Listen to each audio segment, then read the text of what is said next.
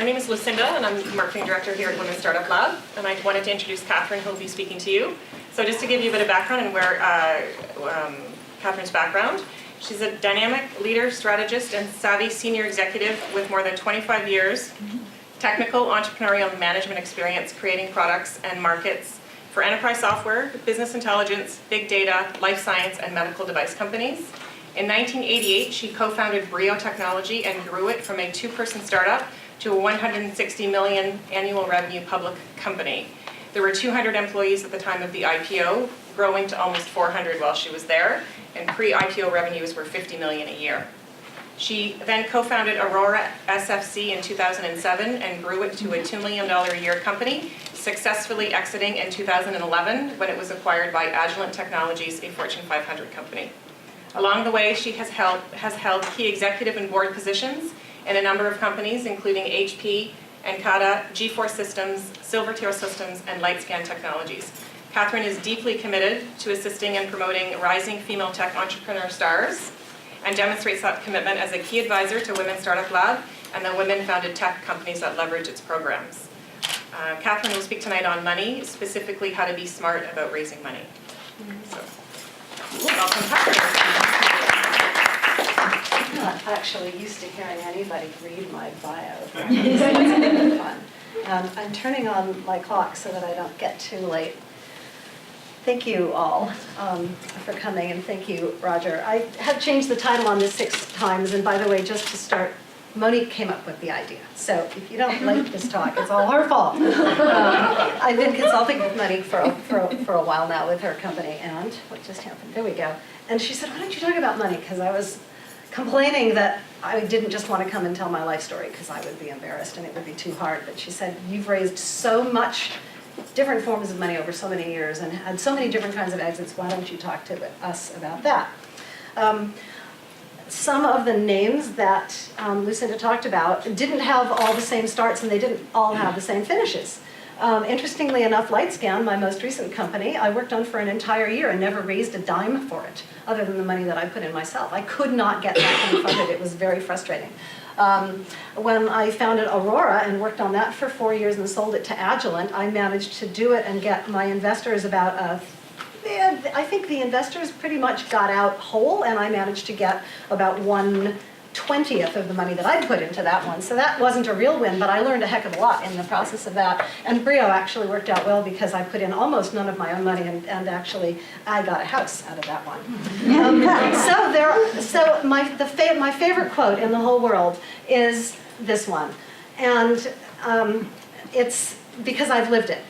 Sometimes experience is in fact what you're left with at the end of the day. That and your kids and your cats and your dogs, because you will always have those with you. So the purpose of this talk is to help you guys figure out how to end up with more cash than experience. So that's the other thought about today is it is okay tonight in this room to admit that money matters. It is okay in this night here to say, I want to imagine and dream about what I could do with money. It's just now, just this once. Wouldn't it be fun to be able to pay cash to educate your kids, however many of them you have, anywhere they want to go? Wouldn't it be fun to be invited to come and be a board member of a public company someday because you have done so well, and to be able to afford to say yes?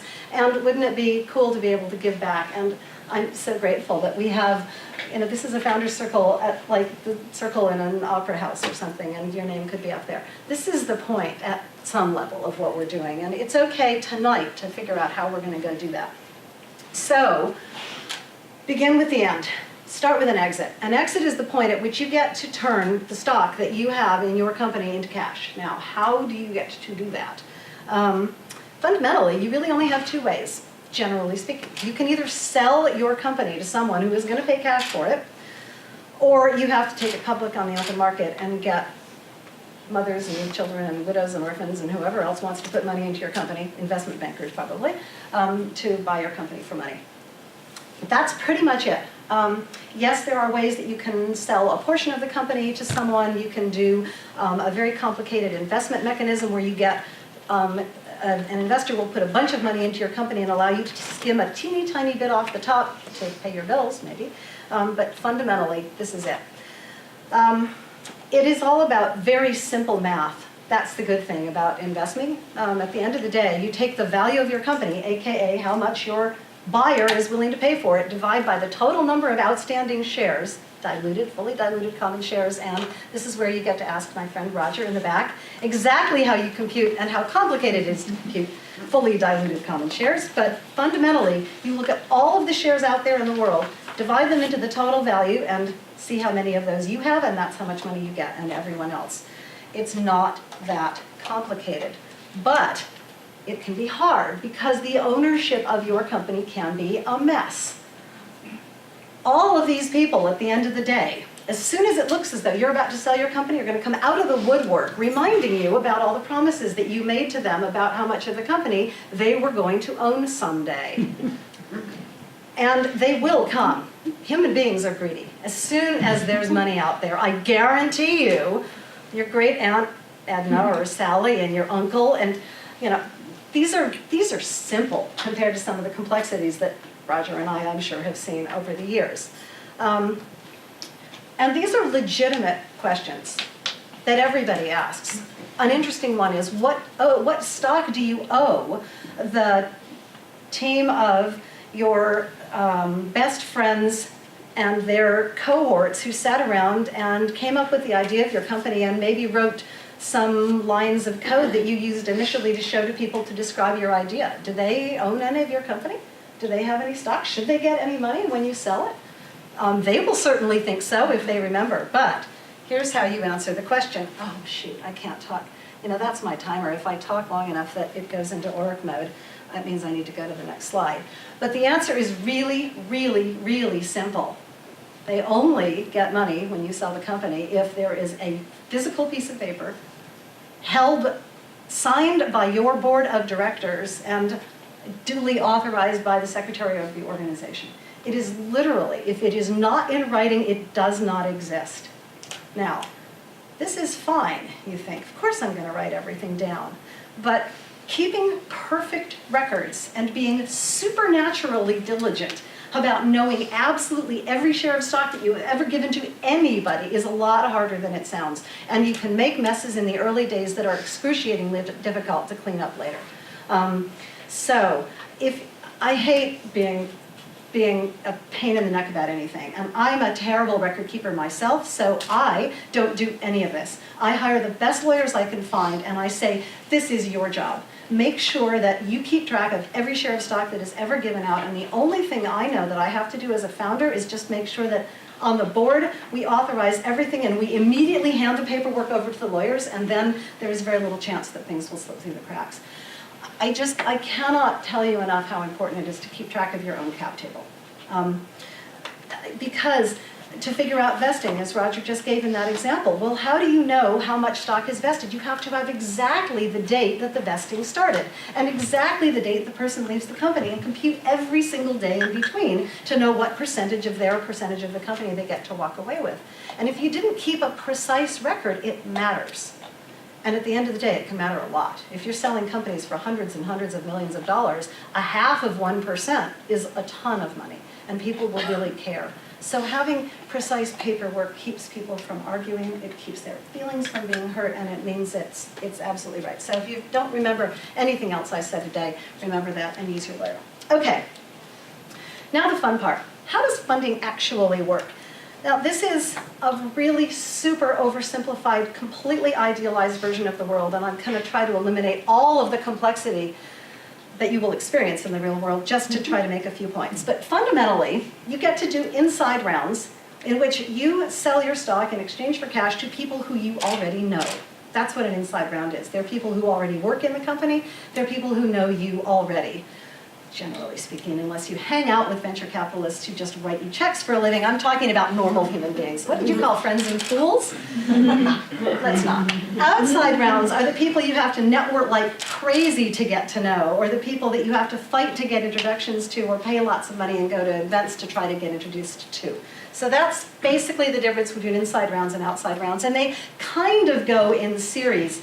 Once upon a time, I heard someone say that going through these various stages of funding was kind of like shifting a car. If any of you know how to drive a manual transmission, you've got to get the engine revved up to match the speed of the next gear to move into it smoothly. So each one of these stages is a chance to rev the company and get it to the right stage so you can naturally progress to the next without a whole lot of grinding of gears and horrible noises and pain.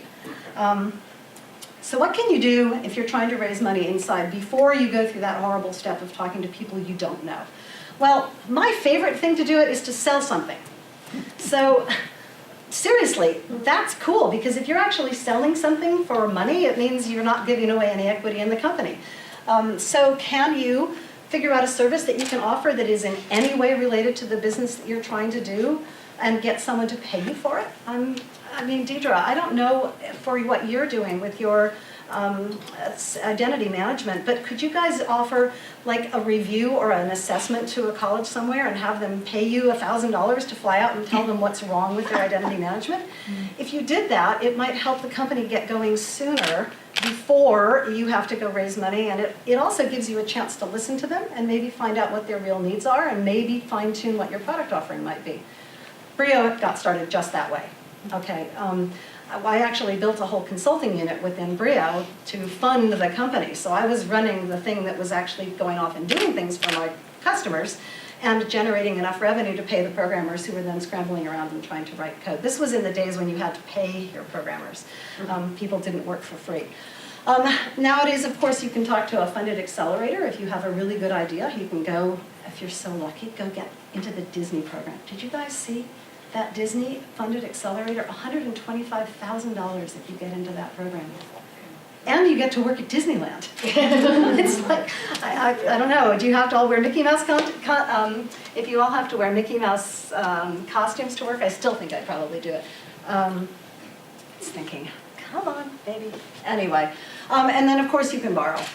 Right, you can borrow from friends and family and relatives. And then finally, and as part of an inside round, yes, you can sell equity. And then on the outside rounds, you've got kind of all these flavors. You've heard about angels, generally individual investors who have money and want to help. Sometimes groups of angels come together and call themselves a micro VC. There's kind of a weird switch between there. And then the VCs are the names that we all read about, and people who are managing hundreds and hundreds of millions of dollars worth of funds. And generally, they invest different amounts of money when they play with you and have much different expectations of you as a founder and much different expectations about what they're going to get in exchange for giving you money. So the first stage, when you just got an idea and you're sitting around at a kitchen table, you know, the IP is your only asset. You just have an idea and maybe you have some stuff written down. And at that point in time, this is the percentage of the company that the founders own. You own all of it. And how much is that worth right now?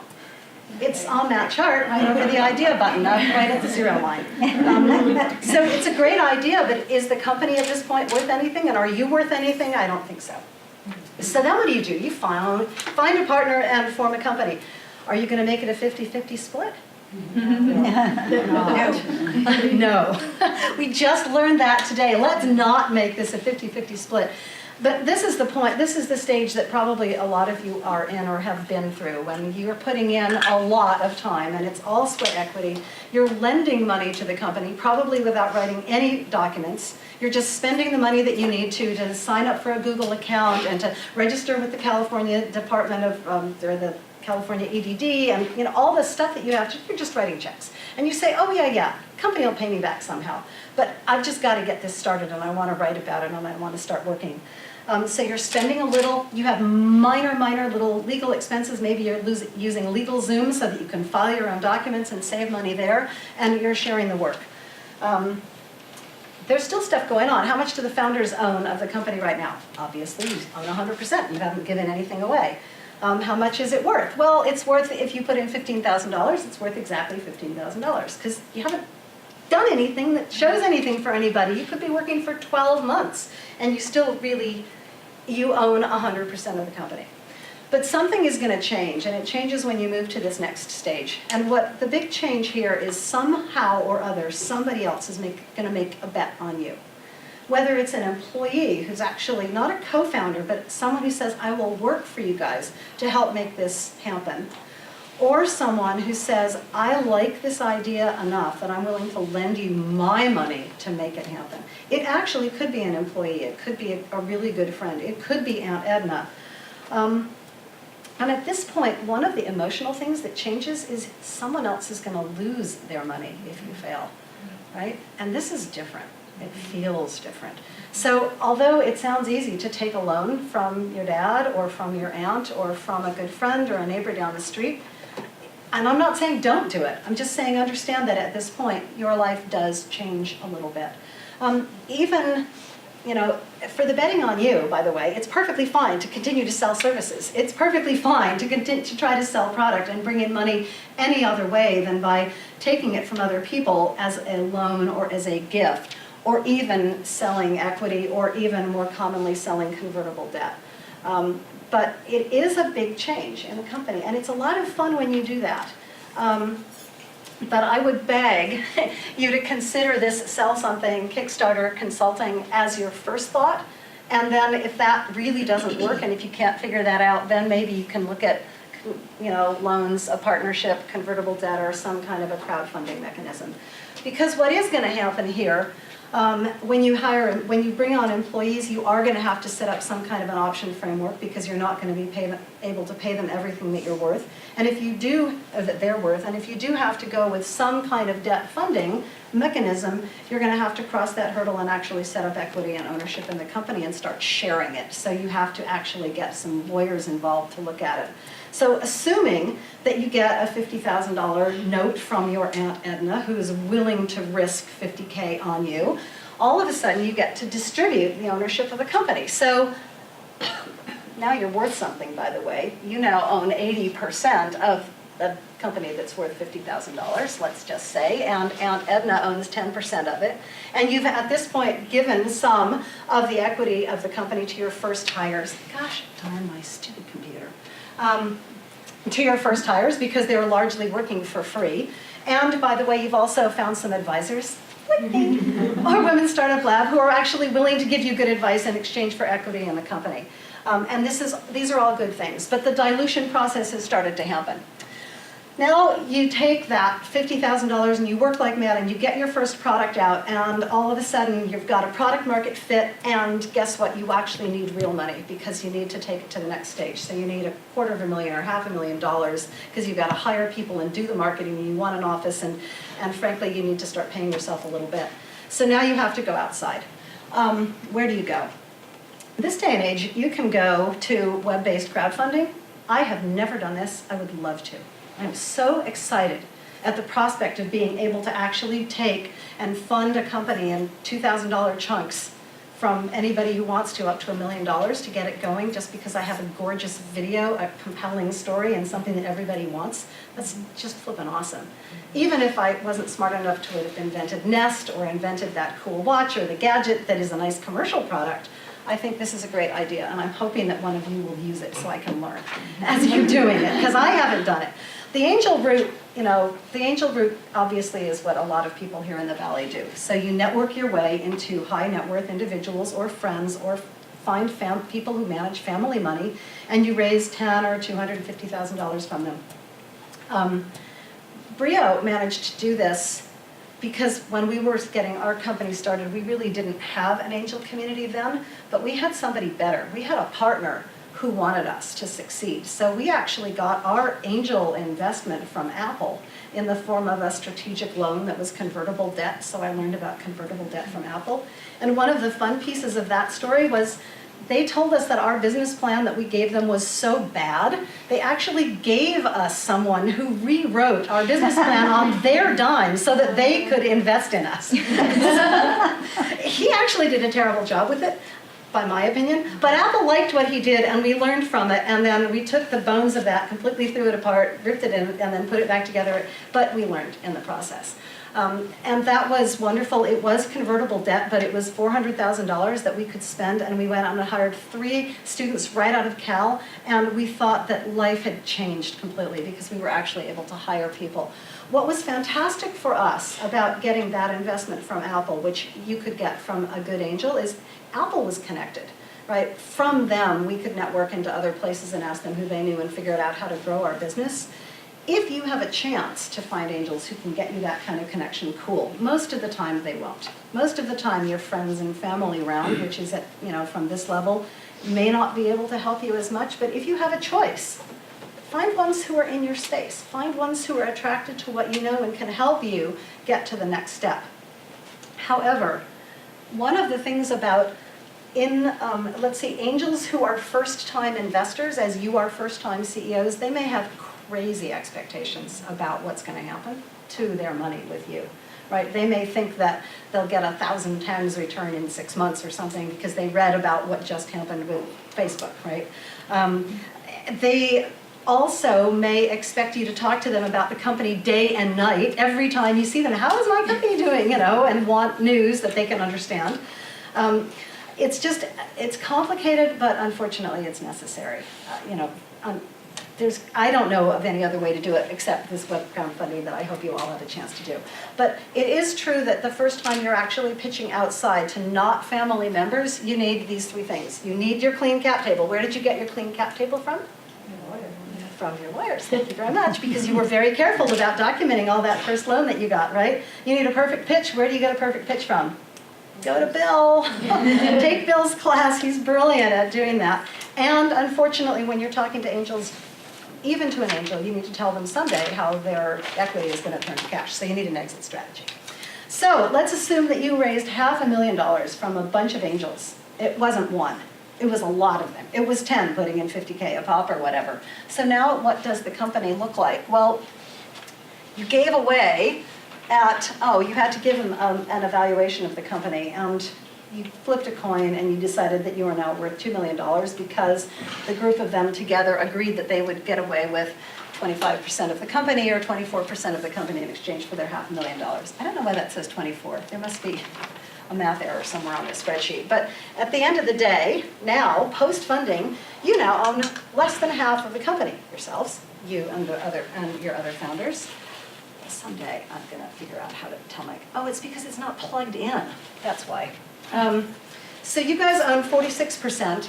Your new angel investors are down to 24. Your aunt has been cut in half. She used to own 10%, now she's down to 5%. And everyone else has been reduced accordingly because you sold basically a third of the company, but the reductions were half because it's at never mind. Trust me, that's how the math actually works out. Oh, I know, here's what you did. You created an option pool. That's why the reduction was there, because all of a sudden you've said, well, I'm going to have to hire other people because I now have all this money, and to do that, I need an option pool to enable people to get rich someday when they grow up. Do you want me to distract this? I can go get it. Actually, go get it. Done. Did that work? Yeah. Thank you so much. I'm not going to trip. I'll just stay back here. Is it just your projector, Kim? With a trigger. Yeah. How's that? Not quite. That's going to fall off. Can you pull that from me? Not quite. Just like, Push it. yeah, just There you there. go. Yeah. Okay. So we did that. We had $500,000. How long is that going to run for us? A year, if we're lucky, maybe.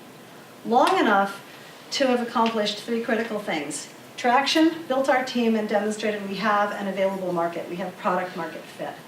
Now we're going to go get real money.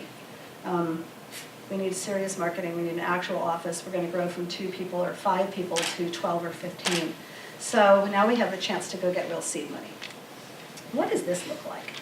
Well, we are so fortunate to be here in Silicon Valley because we have these micro VCs running around who really love playing in this game, and they recognize that if it's $500,000 from an angel to going to a real Andreessen Horowitz level VC, you just can't get there in one step. It's kind of the gear matching. We've got to rev up the company and get it to a higher level, and the micro VCs and early stage VCs are here to help.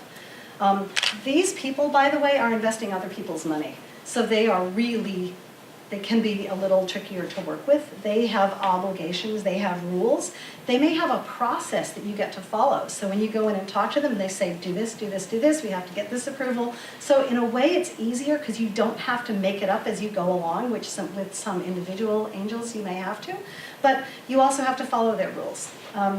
Part of the hard part about getting seed funding is Generally, it's hard to get the first one, and once you get one, maybe you can get more, and we'll talk much more about that later.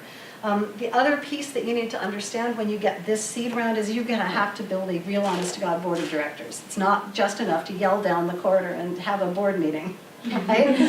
Which is what you do before you get outside money. So, by the way, this is a huge step. I mean, they're all huge steps in their own right, but look at that, $2 million. That's a huge chunk of change. Look at how the company has evolved as a result of it. We were only able to get a $6 million valuation at this point, so although there's been an uptick in how much we're worth, by the way, that's in millions, right?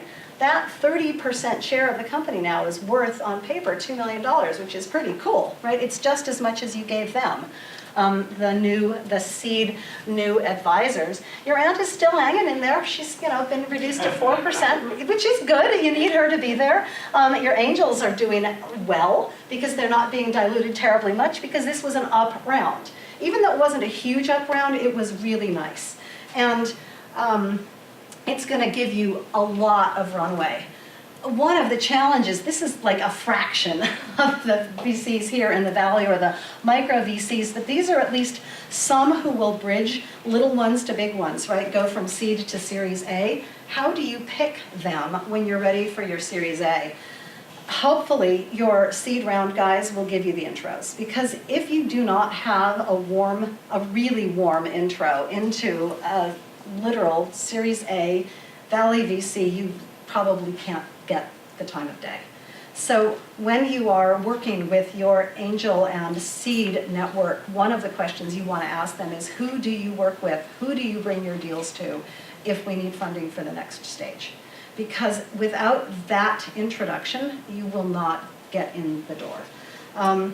These Series A rounds, we could do a whole talk on all of the interesting things that will happen to your company and the details of doing a Series A funding. There are lots and lots of details that will happen at this level because the Valley VCs are a different breed of animal. Their typical return that they're looking for is 40x. They like deals where they put in $10 million and make $400 million. It wasn't the power, it was just my computer is being mean. So they're going to write deals that give them huge multiplicative factors. And the good news is they all know each other here in the Valley. They kind of watch each other, and they are generally reputable. If you're dealing with a good firm, you will not get screwed much, most of the time. Be careful. And you have a good lawyer. However, the deal terms, they know that if people do outlandish deals and really, really hurt their startup companies, that they'll get a bad reputation and they won't pull forward. So generally, I don't want to say you can trust them, but at least when you look at the offer itself, in writing, you know that that is what they intend to do. Now you have to hire someone and read it very carefully to understand what it is, but it is all going to be in writing. There's nothing hidden. Remember the first rule, if it's written down, that's the only thing. So read everything that they give you very, very, very carefully. However, this is still good.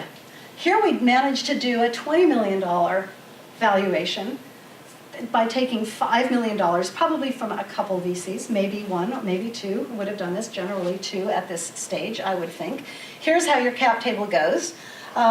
You're now down to, as founders, 23%, but 23% of a $20 million company is worth almost $5 million. So you're getting up there, right? It's starting to work, but you got a $20 million post-money valuation. What do you guys want you to do? What are they expecting as an exit for you? Are they going to want you to sell to someone for $50 million? $50 million for you. 23% of $50 million is a nice fat number. You might be really tempted to take that deal, right? That's nice. That's good money. Does your new investor, who now owns more than the seed guys, not more than the seed guys and the angels combined, by the way, which is one of the reasons this is unrealistic. They would never not be worth more than the next two combined, but if that were the case, they're not going to want you to sell because they're not hitting their top line valuation. So years pass, many more rounds, more dilution, lots of employees, radical success. This was Brio. It just happened.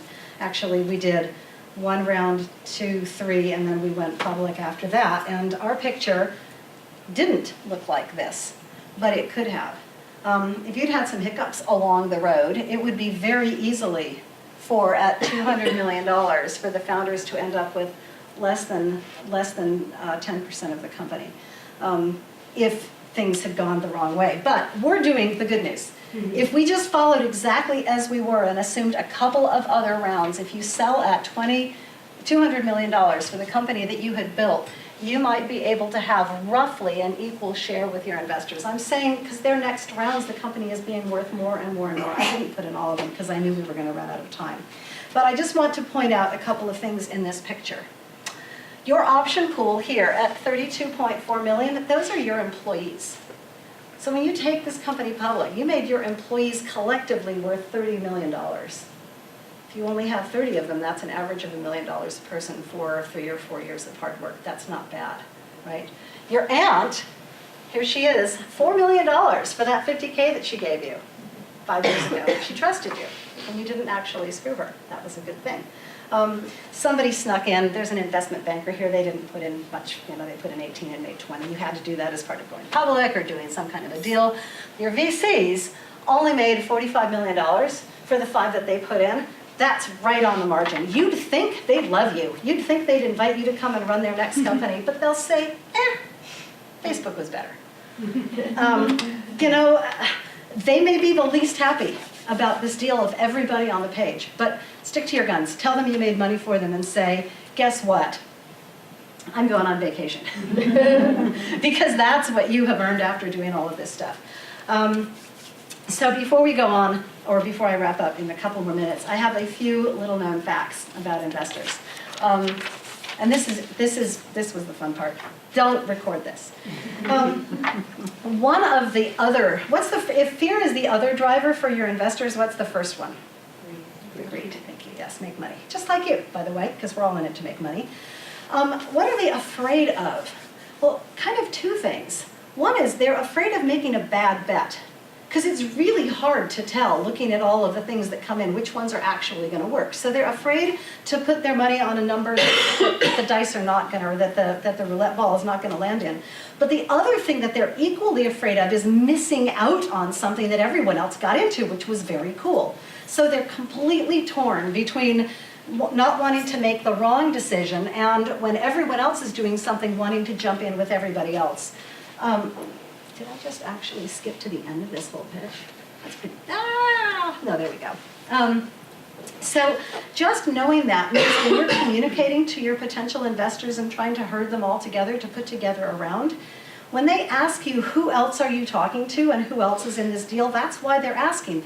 The more people you're talking to, the better, because that means that they're part of a herd, and that increases the chances in their mind that they might be missing out.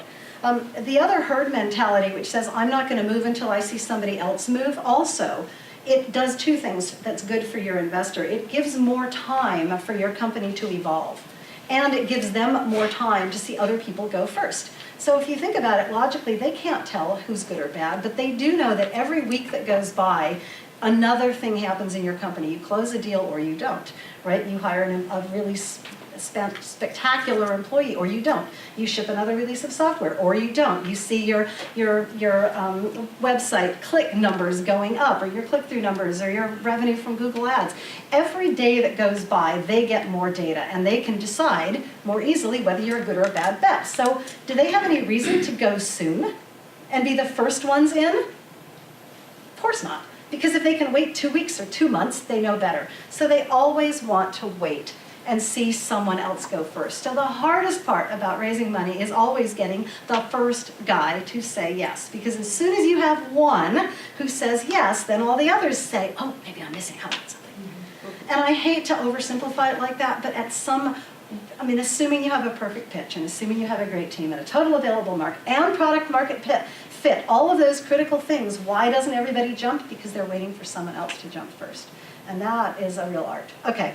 The two other things. It is a no until there is cash in the bank. Someone who says to you, I'll lead the deal for you, give you this much money at this valuation, but I'll only do it if you have someone else in first, that's a no. It's a very cleverly disguised no. But it doesn't mean squat, because everybody will say that. As long as someone's else in, sure, I'll go in. That's not a lead, that's not even a yes. It's kind of not even nice, because it makes you think that somebody said yes. So be very careful of those kind of conditional investments. And if you're curious about it, there's I think Paul Graham from Y Combinator has like a very cool little process that you're supposed to ask investors, what is a yes? And you say, basically go read it on their site. I can't do justice to it here. The other thing that I want to leave you with is deals fall through. Lots of deals fall through. Even a term sheet that says, I will do this deal with you at this rate. Don't talk to anybody else. You have a no shop with me until I finish my due diligence. They fall through. So understand it is not done until the cash is in your bank. And so be very cautious. Don't give up. Don't stop talking to people just because someone says, oh yeah, I think I want to do this deal. A question before you go for outside money is truly, can you afford to do it? Fundraising is seriously a full-time job for a CEO. Look at this. You've got to prospect, you've got to find people to talk to, you've got to persuade them all, and you've got to close them all, and you've got to have lots of these balls, lots of different people all at the same time. And momentum matters in the process, because if you have someone who's kind of giving you warmish signals, you want to quick get 7 other people and kind of hint to those 7 other people that someone is giving you warmish signals so that you can pull them all together, and missing one phone call, missing one email, not being there the next day with exactly what they ask, they lose interest, they go off somewhere else. So if you do not have the time and the energy and 6 co-founders who are running the company so that you can go do this, you will fail. So please wait. Make sure that you have the resources and time to do it, okay? So don't start until you're really, really, really, really, really ready. So the tactical stuff, you can figure this out yourself. Work many leads in parallel. Don't start with the one guy who was really nice to you at one meeting and said, yeah, I'd really like to invest in your company, come and talk to me next week, and then wait. And don't talk to anybody else. That's kind of the time to start talking to everyone. Be intellectually honest with yourself. Ask yourself, am I being led on by these guys? Are they really meeting their commitments? If they said, I'll have a meeting with you Tuesday at 2 and I'll be there, and then they don't show up and send their flunky instead, are they being honest with you? No. If you're being honest with yourself, are they still seriously interested? Okay, if the guy gives you an email and says, yeah, my son was at whatever, I was in the hospital, or there are good excuses. But if they're not good excuses, if he just flakes on you, then he's a flake. Don't waste your time. Notice I'm saying he, they're all men. Very, very few women VCs in the market. And so let's see, you already know these guiding principles. Document everything, please, please, please. I'm working with a company right now that didn't document everything properly, and untangling the mess it just causes hurt feelings, and you don't want to hurt anybody's feelings. You want it to be absolutely straightforward. Even money from your family, you need to write the terms. When Aunt Edna put in that first $50K, write a note. Write it legally. It's an obligation from you to her. Get it written down, store it somewhere safe, don't ever lose it. And hand it over to your lawyers to document it as the start. And really, truly, this is dreamland, but it's way cool if you can get it. 30% for you, 30% for your investors, 30% for the staff of your company. This is my personal goal, including your managers, by the way, because someday you're going to have to hire an expensive CEO and give them 5% of the company. And if you only had 10% in the option pool, you just gave half of the option pool to one person, nah, you don't want to do that. If you have 30, it doesn't hurt as much to get really top-notch talent and pay them a boatload to do it. And with that, I'm done. These are some of my personal inspirations. You can go look at these really cool infographics out there and find stuff. They're all out of date, by the way, because no one has figured out this kind of online crowdfunding for equity game yet, but when we get that figured out, I'll write that. And at the end of the day, although this whole talk has been how to get rich, none of you are really doing it for that. You're doing it because of this. You're doing it because there's something that you really love and that you really, really, really want to do. So, yes, don't screw up the money. Please don't, but be sure that whatever you're doing, you have passion for doing it. Thank you. I'm done. I can turn my timer off. I don't know, listen, I don't know what our time is. Do you want to do like 3 minutes of questions? Yeah. I'm happy to do it. Ask me anything if you want. I've got time. Really? Cool. All right. Yes. Thank you This was wonderful what you did. I want to ask about due diligence. Yes. Are there any tips to give us, if we're lucky enough to go through that process, to already kind of make sure that things are in place, or we're not saying certain things, or what do they look at the due diligence, and how far deep do they go, and what impresses them? Honesty. This is not a time to be fabricating stuff, which is the story about what you want the world to be. Due diligence is what is. So this is when all of those beautiful records that your lawyers are keeping, you make them available if your lawyer says it's okay to. If you have IP, you have to, you show it to them. Again, you check with your lawyer first, Roger's here. But this is not, due diligence is not about spin. All of the marketing, all of the stories, that got them to the table. You got a term sheet. Now they want to make sure that they are looking for skeletons in the closet. They are looking for dirt. They are looking for the stuff that you screwed up about all those years ago that is going to potentially reduce their value of you. So build a Dropbox, put in the financials. They've got to be squeaky clean because you've been keeping beautiful squeaky clean records. But it is what it is. So that's why part of the getting ready for outside funding is make sure that yes, it's not just your cap table is squeaky clean, your financials are done and they're organized and they make sense. And if you're carrying debt to people, get it written down. If you have made promises to people, get them written down. All they will do is look at what the stuff in writing is about your company and decide, are you straightforward or not? Are there risks here? Is there dirty laundry here? Well, and Yes. the other point is you don't want to air out all your dirty laundry unless, they're asking for it. And so, That's true. You do respond to each request as it goes. And, I don't know, Roger, what do you do when they ask for like your 5-year projections that are just complete puff anyway?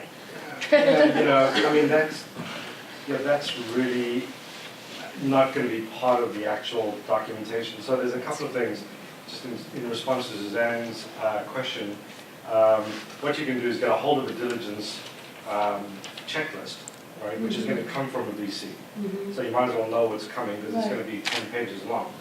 And that gives you an idea. And then there's going to be a first-year associate probably that's going through your cap table, looking at every stock option you gave, and was it board approved, was it 409A compliant, did you file your securities filings when you should have found the stock. I mean, it's just absolutely excruciating. Yes. So the thing is, you want to take care of all of the things that you don't want to have to answer. You know what's coming, take care of it. And then, as part of the purchase agreement, there is a probably 20 pages or 25 pages of reps and warranties, where you have to rep and warrant as to every single thing from, sometimes, whether the founders have been convicted of felonies or whether they've ever been convicted of securities fraud, to do you own all your IP. I mean, it's just lists pages and pages and pages. Has everybody signed a proprietary invention assignment agreement, current and former employees, consultants?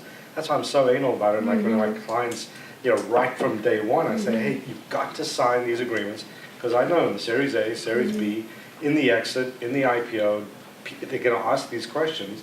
And the last exit that I did, we had to go hunting for former consultants. They didn't even touch the IP. All they did was the data entry. And the lawyers on the other side made us get releases from all these people in El Salvador and Costa Rica. And the funny thing is, former consultants who are not being paid anything, when they suddenly find out you need something from them on an exit, so it cost us almost $3 million to get those pieces of paper signed. Crazy stuff. And that's why you just really need to take care of all of the stuff up front. But it's the due diligence, as much as you can clean up way ahead of time. Just ask your lawyer for a VC checklist, and you'll see everything that's coming. And guess where that $3 million comes from? It's a founder's hide. Yeah, absolutely. That's a great question. Anything else? Anyone else curious? Yes, Deidre. I Sorry, wanted to I ask didn't about, mean to pick on you. Oh, no, I appreciate that, and I think it's good advice. On the IP, if you're seeking outside investment, do they want to see some form of registered IP? Do they just, Of course, if you have really truly done something unique, and if you are saying your unique offering in this space is this thing that you have invented, it is better to be able to say, yes, we've invented it, and it's so significant that it is in fact patentable, and we have actually done a preliminary filing. If it's relevant to what you are doing, if it's the centerpiece of your business, that you have some incredibly cool algorithm for matching students to, whatever, and it really is unique, and you invented it because you have such a deep knowledge of your space, and you found this solution, and you really know it's unique, absolutely. Patented because it makes you more valuable. Patenting stuff just because you, quote, want to have a patent in the portfolio that isn't going to be ever granted and isn't defensible just costs you money and makes you just look like you're trying to just trying to be something that you're not. So if it's really relevant, absolutely. And if it's unique and you're pretty sure that no one in your space has done it before, go for it. But patents are expensive to get, right? Really expensive to defend, massively expensive to defend. But of course, people like seeing that if it is relevant to your business. Did that really answer your question at all? It has to be relevant. and I was So- asking because at the Women 2.0 conference last week, one of the presenters was saying, patent the thing that's most valuable to you is your customer experience. And so it's not like a technology you've invented, it's this experience that you created. But I felt like she was almost trying to say, just make something unique and patent it, because investors aren't going to invest in you unless they feel like you own something that you're patenting. Well, is there something about the customer experience that you could patent? I mean, we know Amazon has one click or whatever, but I don't know if we're going to be able to do that in the future. Again, this is where the benefits, Roger just walked out of the room, but having a lawyer who can help you with business stuff as well as IP, as well as corporate stuff, you can actually say, do I have something patentable here? Is there something really unique about how I'm doing this that no one else has done? Do you guys think it's worth the effort? And what's the fastest path that we can walk our way through and try to write something down? So, good, really, really good question. And again, a lot of companies manage to do things without having a patent. They defend what they are by being first movers, by being the first to build the biggest market. In hindsight, I would love to go interview the folks at eBay and see if they actually patented anything. Did they, what piece of that whole world was unique to them, and was it actually relevant to their being successful, or did they just manage to build the biggest marketplace and just get ahead of their competitors and then buy them, of course, anyone who they could scoop up under. I don't know. I don't know how many companies got there because of unique IP. Certainly, Brio, we did. Yeah, I think we had a couple of patents on like the swing and the pivot or something, but which was cool. And I guess nobody else did it. Microsoft found ways to do that without the cool swingy thing, which was, fine. But that was software, and back in the day, people didn't know if you could really make software patents that were valuable. Now, of course, we all believe that software patents are hugely valuable, although hard to enforce. So, if it's really unique, do it. If it's just there because you think somebody will like you more because of it, I'm not sure. I personally would waste my time because they are hard to do. I don't know. Roger? Do you have an opinion? We were just talking about it. See, you're here. You should leave, and then I won't throw all these questions over to you. I'm a big fan of down and dirty, because with provisionals, you could, filing fee is $125. And now that you're on the regime, which is first to file as opposed to first to invent, Throw it out there and see if it sticks. you never know, right? But I think, at this, we had a room full of 25 VCs and angels last week, and this one angel said, VCs are nothing more than heavily armed sheep. Okay, which I'm like, okay. I'm sure that went along well. Yeah, but the panels were all separate, so there weren't any VCs in the room. Right.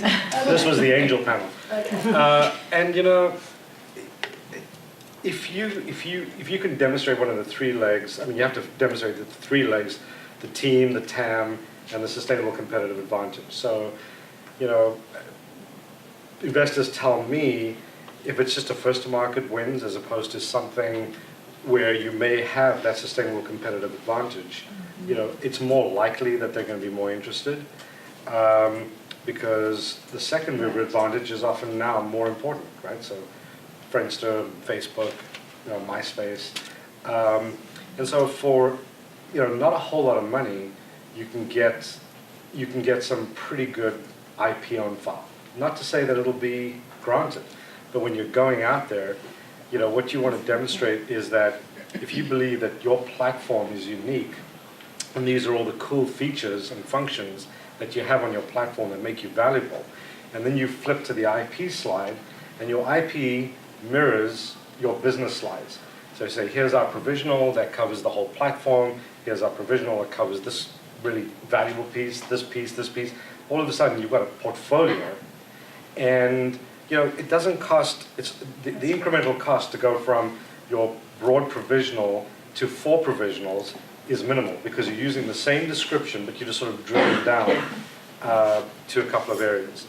But what you're showing the investor is that you have a strategy to protect what you say makes you valuable. And so, it's more likely, what we want to get from an investor is once they see that IP slide and they've looked at the business slides, for them to go, holy crap, you guys have got this locked up. That's the goal in doing it.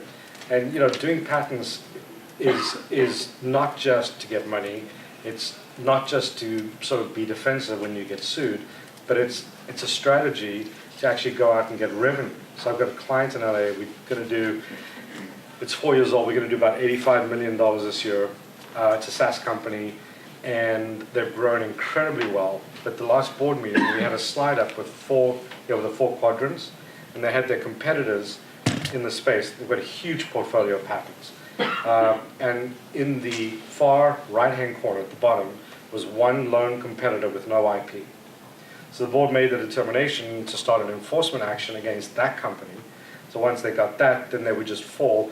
They're figuring they could get a very, very nice bump in revenue from the licensing fees, because we're either going to go public, or we may just file the S1 to get the opening bid for an acquirer, but we may go public. But that revenue, that incremental increase to the revenue is going to make a huge difference. Right now, the SaaS multiples are between 6 to 8 to 10, depending on where you are on the curve. That bump up of another 30, 40, $50 million in revenue is going to be huge. So it's really, you're thinking long-term as well in terms of enforcement and creating additional revenue streams. And you're saying they created the revenue streams from the licensing? Yeah. Going out Yeah, you guys did that at Brio. I know Craig always used to talk about it. Yeah, absolutely. So you're right, the first to file, do it. Sounds good. If it's really only $125 and you can write it up and with some help to make sure that it's going to kind of stick, that would be awesome. I Good followed the question. speech. A client was going to Europe and he was going to be talking about his stuff. And of course, he called on a Friday afternoon. And he was leaving, he was speaking on Monday. So basically I said, hey, file the speech, because at least everything that's in there Right. is protected. Because once you disclosed it, it's That gone. we It's gone. did. You can't put the genie back in the bottle. That we did. We actually really would make people, if we were doing something, because there were people who wanted to talk about our new ideas before they were even remotely fleshed out. So you're right. It's a great idea. File the speech. That's even faster. I couldn't think of anything else. That's great. All right, last question? Do we have another one? Do you guys want one in the? Can you touched a little bit on evaluation of your company. What was the process for you, or you can talk whatever you're comfortable with, as far as what tools you used, or how did you evaluate your company, especially if, I'm just curious, especially because if you're doing something that's sort of new to the marketplace, your service or your product.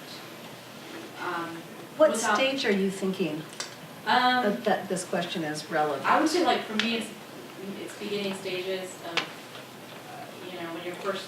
So you're trying to get loans or something from people and you want to do it as convertible debt and you don't know how much it's going to be worth later? Is that? Yeah, like, Okay. especially when you're starting out, and I guess I'm thinking, like,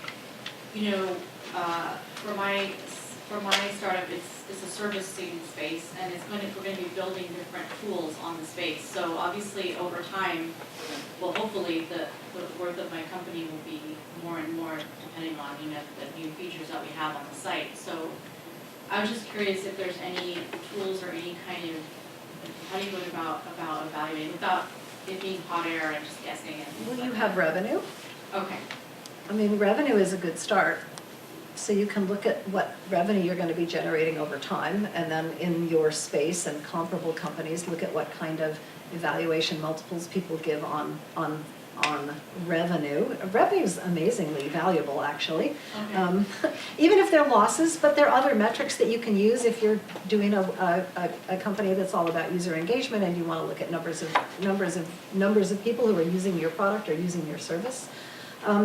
If you're really early, and this is pre-anything, and the company is just getting started and you're trying to get a loan from people, there are new structures of convertible debt that don't actually have the value placed on them. I don't remember the acronym, but Roger is nodding. What is it? It's called future value debt or something like that, or? Well, basically, when you're doing convertible debt, you're saying this note will automatically convert into whatever the next round is Right. when the VCs come in, and so they set the value. Right. Okay. And you give, your early investors a discount.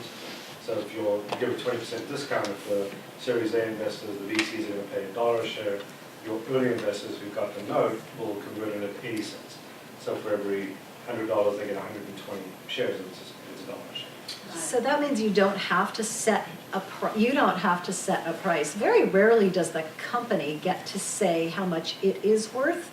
It's the person who is buying your stock who gets to tell you how much they think you're worth, Got it, right? And generally, you help them come to that conclusion by giving them traction and by showing them what's going on and by showing other comparable things like you in the marketplace, so you kind of give them an expectation. But the guy with the gold makes the rules, and they actually set the price when they're actually doing a deal for you as an investment. But a lot of companies these days obviously are doing this convertible debt that doesn't have a value on it, where everyone says, look, we don't know how much it's going to be worth someday, but I know that you need $100,000 right now, so I'll give you a loan of $100,000, and I'll take a 20% discount. So I get 20% more stock per dollar that I gave you than the VCs or the next investor is going to give you when that round is priced. So you look around at each other and say, I don't know, do you know? And the guy says, I don't know, do you know? And you say, well, we don't know, but we know we need the money. So here's a way that we can take your money and move forward as we go. Did that answer your question? Yeah, it did, thank you. There are mechanisms to do it, and that's a pretty common one these days. Okay, all right, I will let you all go. Thank you again for your time. Oh, no problem. Thank you, Katherine. That was a great presentation. Lots of really good information in there. So I'm going to have a women's startup lab. Thank you very much.